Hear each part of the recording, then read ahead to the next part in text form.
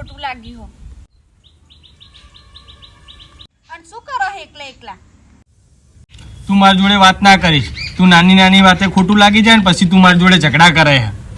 ખોટું લાગી છું મારા બાબુ, ભલે ખોટું લાગ્યું પણ આખી જિંદગીમાં જોડે જ રહેવાનું તમારે. હવે ગળે ઘંટ બાંધ્યો હોય તો વાગશે આખી જિંદગી.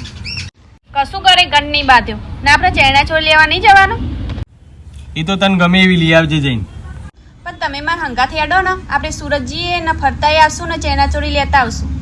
આવડું મોટું પાટણ મૂકી ને સુરત જવાનું, એ પાવું ભીડમાં ચણિયા ચોળી લેવા. તો હું મોના ભાભીને ફોન કરીને ના પાડી દઉં કે તમે ન મનીષભાઈ જીએ અમારે મેન નહીં પડો. મોના ભાભીએ ચણિયા ચોળી લેવા હંગાત આવે છે. લે હેડ મુએ તાર હંગાત આવું પછી તું કહી જઈશ કે આયા નતા હંગાત. કોઈ નહીં, તમારી ઈચ્છા ના હોય તો હું મોના ભાભી બે જઈશું ને લઈ આવશું. શું કરવું હવે? આ તો તારો જવાબ છે? તમારી ઈચ્છા ના હોય તો નહીં જવું? તો બીજું શું કહું તાન તમને?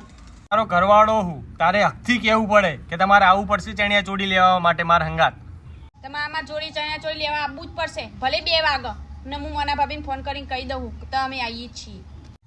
હા એમ જોયું અને ખબર ના પડે ને જેવું જવાનું સેટિંગ કરી દીધું. નવરાત્રીમાં મજા જાય આલી બેર.